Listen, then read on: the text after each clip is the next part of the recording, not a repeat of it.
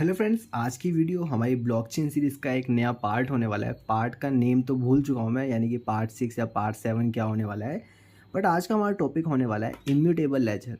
जब आप लोग ब्लॉकचेन को स्टडी करोगे या ब्लॉकचेन के बारे में कुछ भी एक्सप्लोर करोगे तो आप लोग को एक वर्ड है इम्यूटेबल लेजर, ये बार बार आप लोग को सुनने में मिलेगा। तो आखिरकार ये इम्यूटेबल लेजर होता क्या है? आज की वीडियो में आप लोग को बिल्कुल ही ईजी वे के अंदर इम्यूटेबल लेजर समझाने वाला हूँ। तो आज दोस्तों वीडियो को स्टार्ट करते हैं। सबसे पहली बात, लेजर क्या होता है? हम लोग यहाँ पे इम्यूटेबल लेजर पे आने की स्टार्टिंग कर रहे हैं, पर लेजर को तो हम लोग जानते ही नहीं है।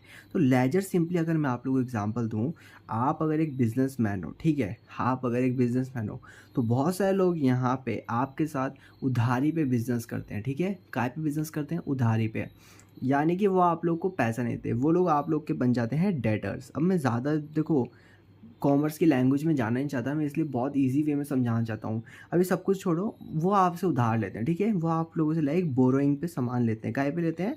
बोरोइंग पे आप लोगों से सामान लेते हैं। इस इंसान ने आप लोगों से सामान लिया, ठीक है, आप हो बिजनेसमैन, ठीक है, आप बिजनेसमैन हो एंड ये कस्टमर है।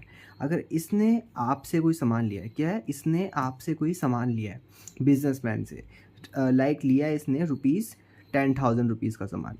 तो आप लोग क्या करते थे, मतलब पहले के टाइम में लोग क्या करते थे, जब उनका बिजनेस चलता था तो वो लोग एक बुक के अंदर, ठीक है, काहे के अंदर फ्रेंड्स, एक बुक के अंदर वो लोग यहाँ पे एक अपने डिटेल्स को लिख लेते थे। यानी कि रुपीज़ जैसे कि 10,000 का कोई भी अगर इनका यहाँ पे बिजनेस हुआ है उसको ये लोग एक बुक के अंदर लिख लेते थे, जितनी भी डिटेल्स होती थी। अब आप एक चीज़ देखो, इस बुक के अंदर ये डिटेल्स गई हैं तो इन डिटेल्स को कोई भी आसानी से चेंज कर सकता है।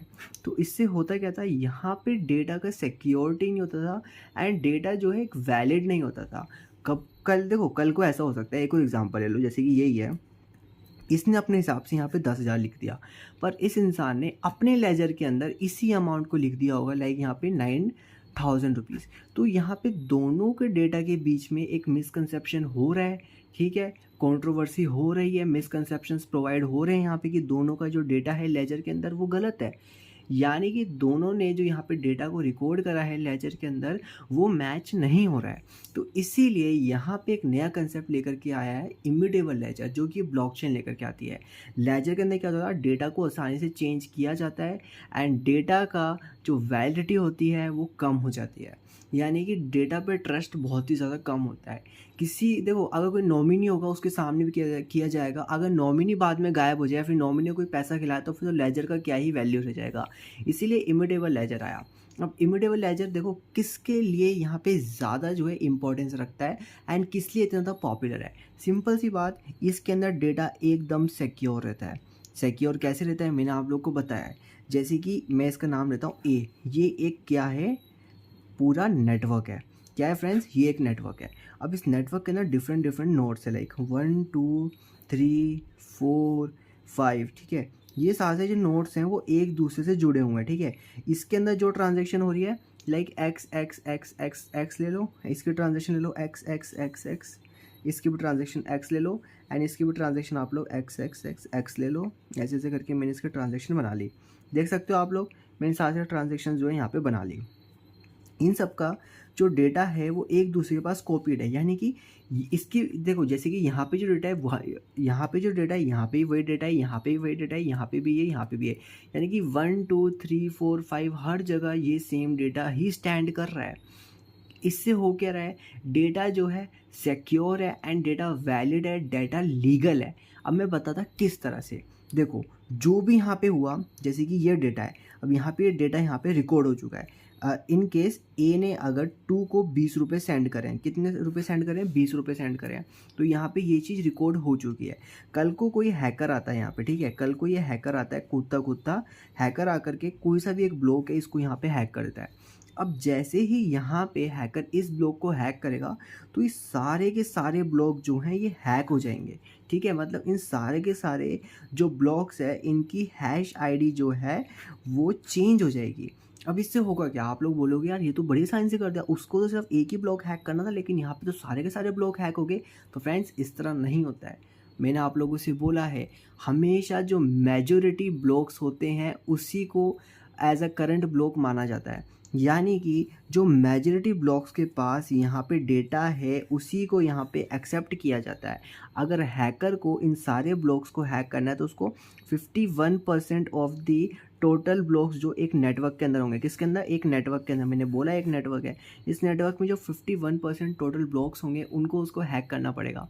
अब देखो मैंने यहाँ पे एग्जांपल सिर्फ 5 लिए हैं, बट एक नेटवर्क के अंदर अराउंड ट्रिलियंस के अंदर, फ्रेंड्स किसमें, अराउंड ट्रिलियंस के अंदर लोग यहाँ पे होते हैं, ट्रिलियंस में नोट्स होते हैं, तो वो किस तरह यहाँ पे हैक कर सकते हैं, ये बहुत ही ज़्यादा एक इम्पॉसिबल चीज़ है। अब यहाँ पे होता है कि ऐसा, मैं आप लोग को समझाऊँ, मैंने आप लोग को ऑलरेडी समझाया हुआ, वैसे आप लोग पुरानी सीरीज़ में देख सकते हो। जब यहाँ पे एक चेन बनती है, ठीक है, एक ब्लॉक बनता है, उस एक ब्लॉक को ना यूनिक, क्या फ्रेंड्स, एक यूनिक हैश आईडी मिलती है, एक यूनिक हैश आईडी मिलती है। और अगर मैं आप लोग को बोलूँ, अगर ये करंट ब्लॉक है, मैं बड़ा बड़ा बनाता हूँ, ठीक है, करंट ब्लॉक है, यहाँ पे क्या आता है आप लोग का, ब्लॉक नंबर आता है, यहाँ पे आप लोग का ब्लॉक नंबर आता है, फिर आता है आप लोग का नोन्स, जो मैंने आप लोग को बताया हुआ है माइनिंग के अंदर, इसको माइनर कंटिन्यूसली चेंज करते हैं ताकि एक टारगेटेड हैश को अचीव कर सके। जैसे ही वो टारगेटेड हैश को अचीव कर लेंगे तो ब्लॉक चेन के अंदर वो ब्लॉक ऐड हो जाएगा एंड उन लोग को पर ब्लॉक का रिवॉर्ड जो है डायरेक्टली उनके वॉलेट के अंदर रिसीव हो जाएगा। अब यहाँ पे आता है आप लोग का डेटा। अब एक डेटा जो है वो डायरेक्टली इम्पैक्ट करता है एक हैश आईडी को, एक हैश आईडी को, ये होती है यूनिक। बट इसी के बीच में यहाँ पे होता है प्रीवियस हैश आईडी। तो आप लोग देख सकते हो प्रीवियस हैश आईडी, जैसे कि ये जो ब्लॉक है वो इससे जुड़ा हुआ है, ठीक है, इसके अंदर जो यहाँ पे हैश आईडी होगी वो इसकी करंट हैश आईडी यहाँ पे होगी।